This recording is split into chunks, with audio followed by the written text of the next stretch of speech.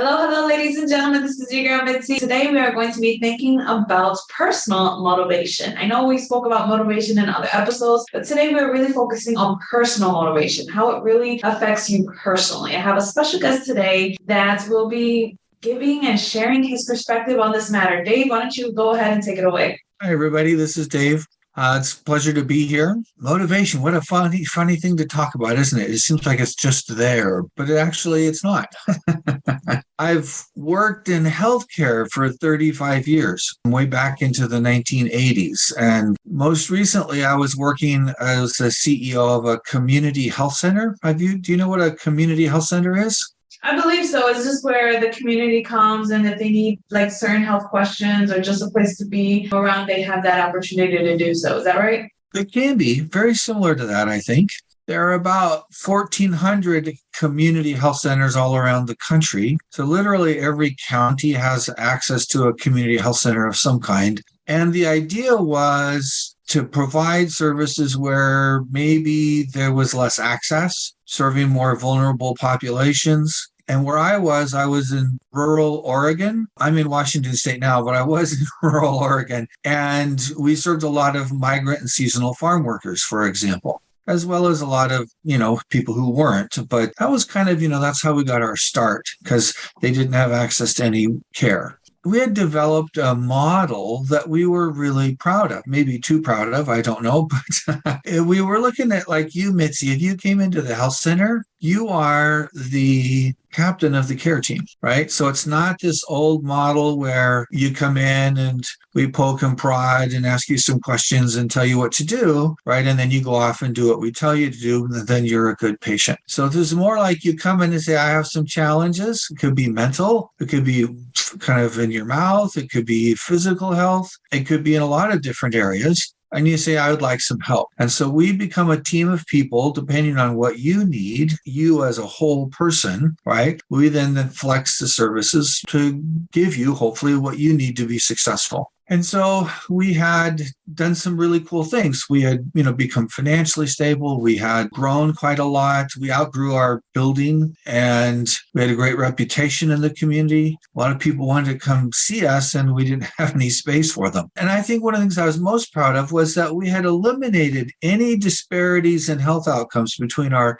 majority population and our minority population. So if you were diabetic or struggling with depression or, had diabetes or whatever it is, there was no difference in outcomes, between these populations, which is very unusual in the United States. It is. But yeah. And so we had done all these cool things. We had a wonderful team of people, medicine, so physicians and nurse practitioners, nurses, therapists, social workers, dentists, hygienists, coaches. We had all kinds of different things. And again, we flex things based on what you need. So we had this opportunity to build a brand new building. It was going to be twice as big. It was going to be expensive. And we thought, well, we've got this wonderful model of care where you're the captain of the care team. But even with good technology and wonderful people and a new facility designed around this model that centers around you and your needs, I had this epiphany that if we can't help people better fulfill the role as the captain of the care team, then we're going to greatly limit our effectiveness. And we obviously didn't want to spend all that money and not be a lot more effective. And so we started thinking about, well, and I'm a little embarrassed, I'm a little slow maybe, but it's like, what does that mean even? I mean, if we want to be the captain of the care team, what are the skill sets? What does that really mean? Let's define that and get more specific. So we started to do that. And in the process, I realized it was really about change, right? So, and I love your title or whatever, your tagline or whatever, let's think, right? Yeah. And so we were trying to really think about it, and we realized it was about change, right? And there's two kinds of change. There's a change that goes on around us. So like when I was very early in my career, I bought a modem for my office. We built a new health center way out in the country. This was in the Seattle area. And I bought a modem, and it was about the size of this keyboard. And it cost like $1,800. And it was at the speed of a very, very slow dial-up. So there was no video conferencing over this thing, no Zoom or, nothing like that. But it allowed us to transfer some data from this remote site, to the main office where the big computers were. And I was the CFO, which back in those days meant I was also the chief technology officer.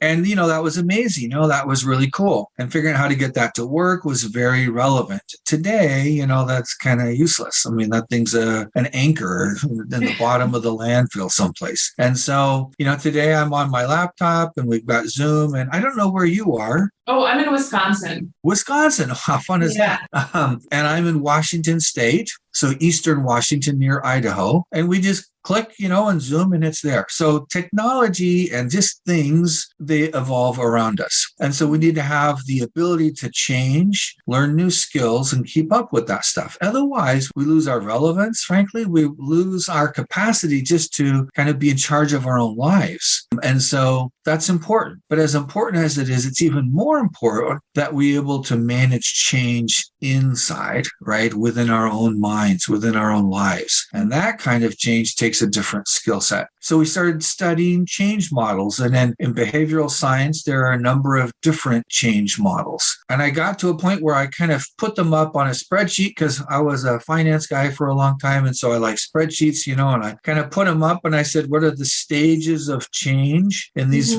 the trans-theoretical model of change, which is a really fancy sounding thing, and various other change models. And I realized, this is my second epiphany, was that at the core, at the very beginning of each of these change models was this thing that I'd never thought about, which is personal or intrinsic motivation. So if we want to be captain of our care team, and by extension, the captain of our own lives, this idea of intrinsic or personal motivation is central to all of these models. So whatever theory, we subscribe to or that we like a little bit better than the other, this idea is always there. And so I started studying that. And it was an amazing journey. I left that job that I was at.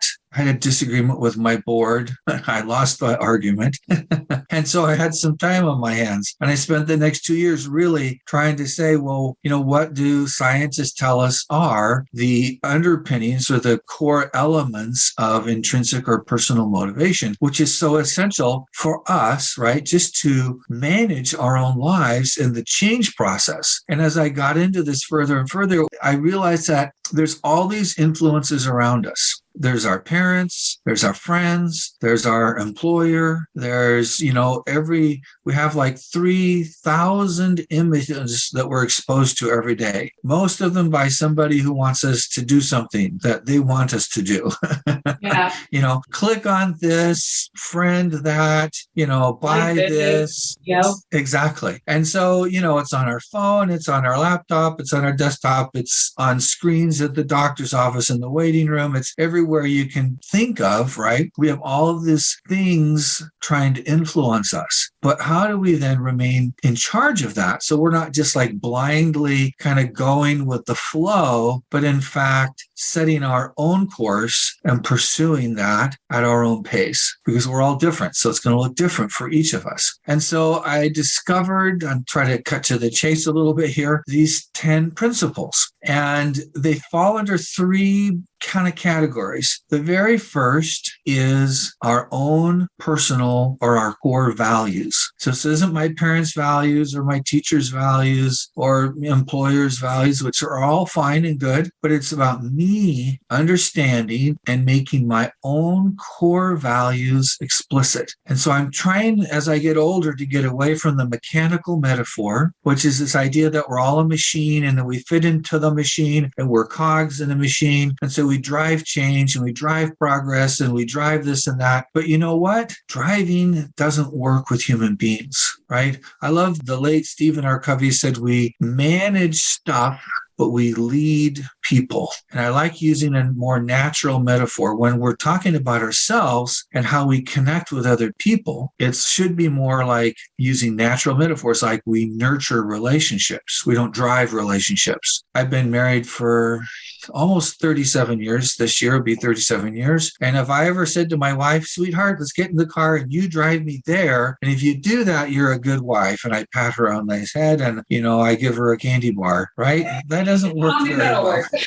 That isn't going to work, right? Because she's a human being. She's a person and I'm a person. And so we nurture these relationships, right? So it's very different. So instead of using a machine and how things fit in a machine, I'd like to think of us as a cherry tree, because I was in a rural area where had lots of cherry trees and I love cherry. And we look at these values, that is the root ball. That's what goes into the ground and draws nutrients. It provides energy. It provides moisture. And that's really the beginning. The first thing a seed does, because in nature, everything starts small, right? Is as it breaks open that shell of the seed, it starts to put down roots. So that's really the beginning place. And in the book I wrote, right, this is the very first chapter. And that's why. Because for each of us, as we try to uncover, connect with, and empower our own personal motivation, it starts with our own personal values. If we have time, we can get back into this, but the next set of principles, so the next 6 principles, in fact, have to do with something called self-efficacy, which so far, nobody knows what that is. So that I've talked to, right? I had another guest on my show talk about the importance of self-efficacy, and everything that you're saying is really on point. It really sounds like you started this journey, this personalized momentum in your life that's really inspired you to not only change your life, but the ones around you, and it seems like that's what a lot of people's motivation is. Once they get to that point of trying to fix themselves, they realize, you know what, this information is so great, let me share it with the world. And I think that's amazing that you're able to share it with the world. I was actually looking at your website and I see that you have tons of core values on there that people can download and just pin up and reflect and remember. And I think that's amazing. And I was just looking through everything that you have of David on your website, and I was just like, oh my goodness, this is really inspirational. People really need to understand this in a different way, because like you said, we are all like seeds, and how we grow depends really on us. And I think the problem is that people forget that we're seeds and we have to be planted, and our roots go in the ground first before we ever sprout up in the air. But they only focus their trunk up and their trees are already growing and flourishing and being fruitful. But then they ask their question, but what about me? Well, keep going, you know what I mean? Keep pursuing on. Life doesn't happen in the snap of a finger, it doesn't work like that. And I think that's the problem. We're a little bit impatient, we set goals, and then if they don't come out the way that we imagine them, then we're disappointed. And I was reading your goal sheet, actually, that you have on there as well. And I was so interested because what's funny? The other day, my mom actually messaged me. She was like, Mitzi, how do you really set goals for yourself? What is a goal? And I was just like, Ma, really? You're going to ask me what a goal is? Like, what, did you not have any motivation? She's like, not really. How do I get motivation? And I'm just like, oh my goodness. I just wanted to squeeze her. But I actually sent that to my mom so that she can reference, because I think that is amazing. Not a lot of people actually tap into that motivation. Not a lot of people tap into their goals. I didn't realize that until my mom messaged me. She's like, how do I do this? I thought you would know. Funny. Well, that was meant to happen, it sounds like. Yeah, most definitely. That's why I'm glad that we met. I feel like everybody that I've encountered has truly been on purpose in some way, shape, or form, because I've been meeting amazing people like yourself. Like, I would have never guessed you were so intellectual and you were so wise in your own way if I never gave you an opportunity to speak your mind and just be on my show, And I think that's the problem, is that we just look at people and judge at the first appearance without giving anybody the benefit of the doubt. And I think your motivation to help every class in every stage where you were able to separate that gap was amazing. You should feel proud of yourself because you were able to do something. And the fact that you were able to still write a book and do everything and still have your knowledge and your mind intact, because you seem like a very intact individual where you're not loony toony, how my grandpa says. I'm trying.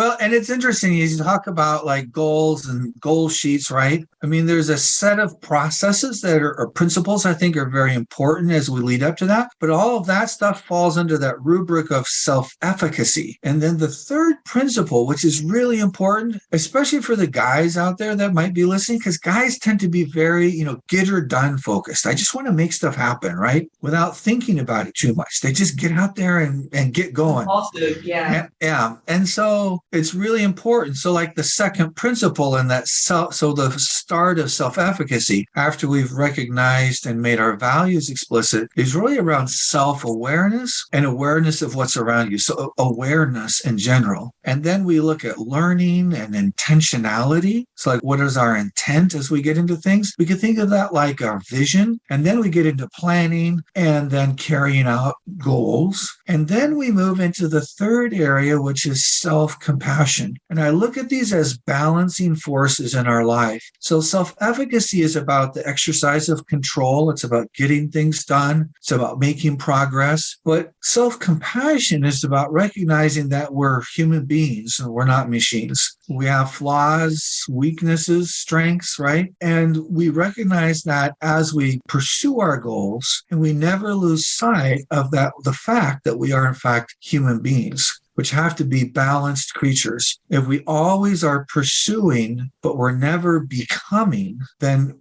in very short amount of time, that lack of becoming will become the limiting factor to accomplishing the things that we want to do in our life. And so this idea of balance, of doing and becoming in balance. So it's like growing roots and trunk of a tree in order to have the beautiful harvest that we want, right? This big productive tree with all of this fruit that we've been striving for. And 90% of what we see around us is about building the fruit. It's about how, it's a how do I do this? How do I build an audience? How do I accomplish this, right? How do I make more money? How do I, et cetera, et cetera, et cetera. And what we need is some balance with the how, with the why, and with connection. How do we connect with human beings, honor and respect each other as fellow sojourners, if you will, on our individual journeys? And how do we keep these things in balance? And the beauty of being in balance is that when things are bad, if we have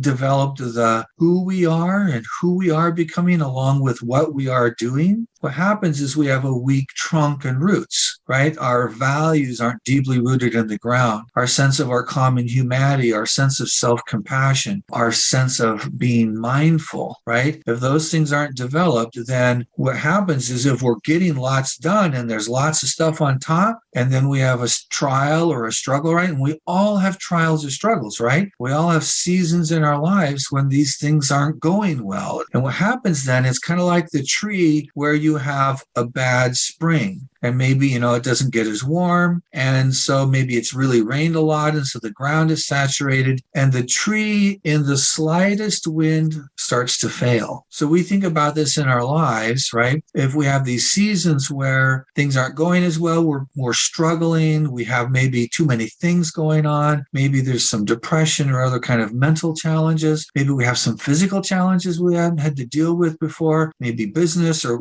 relationships or whatever it is, right? We all have these seasons. And when we're all focused on doing and accomplishing, not in balance with becoming and connecting, what happens is our failures tend to be more catastrophic, like the tree blowing over or the roots dying, or connections that keep us grounded, right? And so we want to avoid these kind of catastrophic failures. And the beauty of this model is, if we think of this natural metaphor, is that when things are bad, with the strong roots, deep and productive, and a strong, flexible trunk, will survive without catastrophic failure. We might produce less, right? Because that's just the natural thing that will happen. But we don't have the failure that sets us back, that we can't do, that we feel like we can't recover from. And then when the times are good, the spring is right on, the sun is out, moisture is just right. So all the things are going right in life. What happens is that we can actually produce more than we ever could with a weak trunk and weak roots, right? Because we have this built-in natural capacity to produce more when things are going well. So no matter what the season of life is, or the challenges or the lack of, we are better off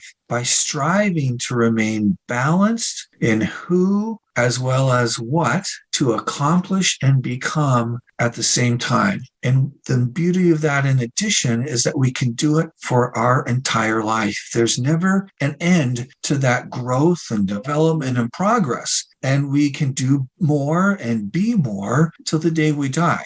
I was so impressed with this research. We don't need to be concerned about what we've done in the past. Maybe we've made, some bad decisions and then we've had to suffer the consequences of that. So that's okay. It doesn't matter what we have not done in the past, right? So maybe I haven't pursued or I haven't developed. It doesn't matter, right? We only have today and then looking forward. So wherever we are, whatever we've done or not done, whatever our education level, whatever our race or gender, whatever our income or, career, it doesn't really make any difference. Every one of us can grow and develop and evolve and become and accomplish more than we've ever imagined by slow, steady, balanced progress. And as the title of the book says, we become a new you on an ongoing basis. I mean, who knew? Yeah, I like the way that you titled it and the way that you have your book really framed, because it really gives people the understanding that it's possible. You know what I'm saying? And I think that's what people need now, is to have the understanding that it's possible. Because it's like you said,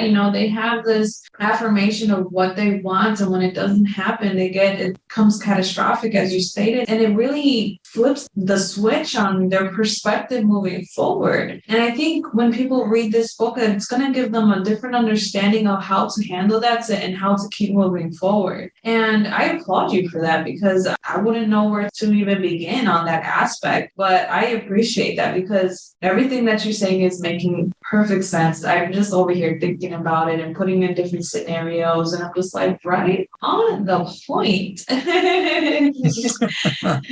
Well, and these are all foundations. So the book is not a master course, right? We've all heard that word, right? So this is really building these foundations. And there's a lot of growth and development that can go on beyond this. There's a lot of other resources available to us. But what I see happening over and over again is people don't build these foundations. So again, they're out here doing all the how do I, and they're trying to grow and do that. And yet they struggle unnecessarily because they haven't built these foundations on which all those other things will be more successful. And so I'm really trying to get the word out that if we can build these foundations in our lives, they'll be there forever, right? Mm-hmm. They're just a part of us now. And everything we try to do, whether it be trying to get things done or trying to connect with other people in relationships, be they personal or professional, will go better because of these foundations. Yeah, absolutely. And I think once people realize that you can't build a house without foundations, it's the same concept of you can't pick and choose what you want to work on. You can't pick and choose where you want to start in the race. It doesn't work like that. So everyone starts in the beginning. It just depends on when you decide to start, and it doesn't matter when you decide to start, as long as you start. I think that's the thing. People shouldn't be afraid to even start exploring themselves, start trying to create those foundations, start to ask themselves those real hard questions, because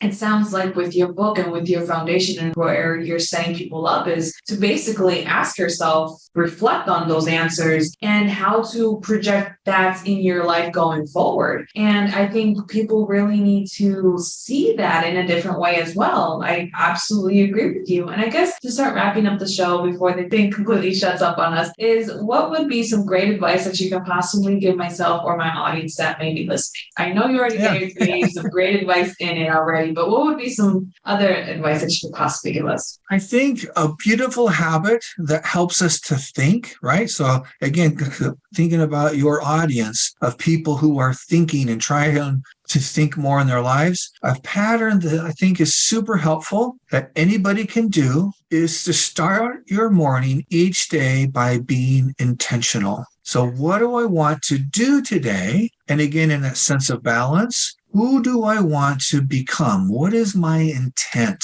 And if we think about that and we mentally exercise and think about, maybe I'm working on communicating better. Just doesn't, whatever it is. For every person, it's going to be different, right? And so we can think about, hey, I'm going to have lunch with so-and-so, or I've got a meeting with somebody, or, whatever it is. And you be intentional about, how do I want to communicate? If that's what your intention is about, whatever it is, that's what I want you to place in there. What is my intent for the day? And at the end of the day, be accountable. So we're intentional in the morning, we're accountable in the evening. That doesn't have to take over your life. I don't care how busy you are. You can take 5 minutes in the morning at some point and 5 minutes in the evening, or whenever the beginning of your end of your day is, right? And at the end of the day, you go, how did I do, right? This was my intent. How did I do? And maybe I did good. Maybe I didn't do as good. That's not what is important. What matters and what is important is that you thinking about, how did I do? And then you start to say, this was good. I want to reinforce that. This didn't go so well. And there's a pattern, and I'll save it for in my book, but there's a 5-step process that you can go through where you can take things that didn't go well and you, in fact, learn from them, which is the third principle. And then the next morning, as you're intentional again about your day, you use that 5-step process to then reinforce doing a little bit better. There you go. I like that very much. Thank you, Dave. That is very insightful and very enlightening. Thank you. And I hope anybody who's listening, if you want to know more, if you're curious about his book and you're just on this self-growth journey, go check out Dave. Don't miss that pit stop in your train. Stop on him and check out his website. Go print out the goals worksheet that he has available. It is free, just so you know. Everybody likes free, but go purchase the book. It's going to be really enlightening for yourself in this journey that you're really trying to rediscover yourself and reinvent yourself so that you can have the new you in this ongoing life that we are really truly living in. And you can find his lovely picture under my special guest on my website, and then you can find a link directly to his website so you can have everything of Dave. Alrighty, y'all. So that's our show. Thank you so much for stopping by. You guys stay safe. Bye. Thank you. Bye-bye.